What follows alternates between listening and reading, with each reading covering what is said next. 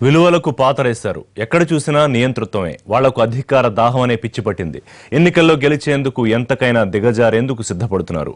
మోడీ, అమిత్ షా ద్వయంపై BJP IT cell వ్యవస్థాపకుడు చేసిన సంచలన ఆరోపణలివి. ఆ ఇద్దరి తీరుతో విసిగిపోయారంటూ పార్టీ పదవులకు గుడ్ బై చెప్పేశారు ఆయన. ఉప ఎన్నికల ఓటమి నుంచి కోలుకోని కమలనాథులకు పార్టీలో అంతర్గతంగా జరుగుతున్న పరిణామాలు మింగుడుపడ్డాయి.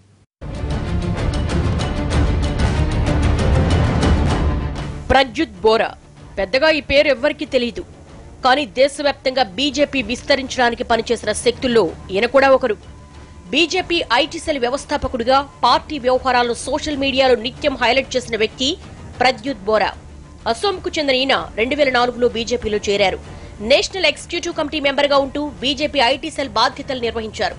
దేశ భవిష్యత్తును మార్చే శక్తి బీజేపీకి మాత్రమే ఉందంటూ ప్రచారం చేసి ఆ పార్టీకి విశిష్ట సేవలందించిన బోరా ఇప్పుడు అదే పార్టీ తీరుతో విసుగుపోయిన మోడీ, అమిత్ షా వ్యవహార శైలి, ఎన్నికల వ్యూహాలు పార్టీని భ్రష్టు పట్టిస్తున్నాయని ఆరోపిస్తూ బాధ్యతల నుంచి తప్పుకున్నారు.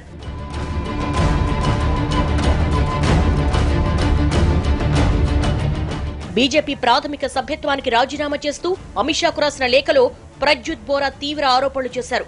14 ఏళ్ల క్రితం తాను పార్టీలో చేరినప్పటికీ ఇప్పటికీ పరిస్థితులు మారిపోయాయని, అమిత్ షా, మోడీలకు అధికార పిచ్చి పట్టుకుందని విమర్శించారు.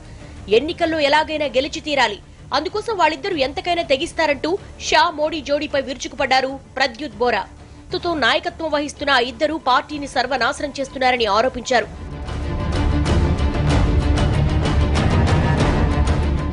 నియంతృత్వంతో దేశం మొత్తాన్ని ఏలాలన్న అధికార కాంక్ష మోడీ, అమిత్ షాలో కనిపిస్తోందని, ఇలాంటి రాజకీయ వ్యక్తిత్వాలు దేశానికి మేలు చెయ్యవు అన్నది బోరా వాదన. దేశంలో ప్రజాస్వామ్య వాతావరణాన్ని మోడీ దెబ్బతీస్తున్నారంటూ విమర్శించారు.